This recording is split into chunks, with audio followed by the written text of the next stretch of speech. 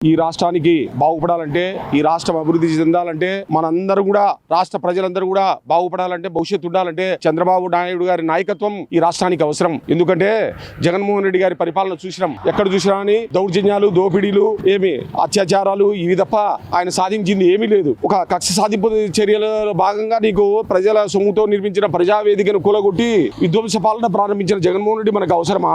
ఇటువంటి రైతులను గాని, కార్మికులను గాని, నిరుద్యోగులను గాని, ఉద్యోగస్తులను గాని ఏ రంగాన్ని ఆయన బాగుపరిచినాడో చెప్పమనండి. ప్రతి సంవత్సరం జాబ్ క్యాలెండర్ అన్నాడు. ఈ రోజుకు ఏమే గానీ అటువంటి ఆ ప్రయత్నం చేయలే. నిరుద్యోగులను మోసం చేసినాడు. రైతులకు నీకు అన్ని కూడా వాళ్ళకు గిట్టుబాటు ధర కల్పిస్తానన్నాడు. 3,000 కోట్ల రూపాయల ధరల స్థిరీకరణ అన్నాడు. చేశాడా? లేదు. మళ్ళా వాళ్ళకు మోటార్లకు మీటర్లు పెట్టి వాళ్ళ మేడకు ఉరితాడు బిగిస్తున్నాడు. అలాగే కార్మికులకు ఇసుక అందనంత రేటుకు తీసుకెళ్లాడు. ఆ రోజు చంద్రబాబు గారు ఉచిత ఇసుక విధానాన్ని అంటే దాన్ని ఎన్నో విమర్శలు చేశారు, అవినీతి అన్నారు. ఈ రోజు ఒక ట్రాక్టర్ 7,000 రూపాయలకు అమ్ముతా అంటే అవినీతి జరగడం లేదా?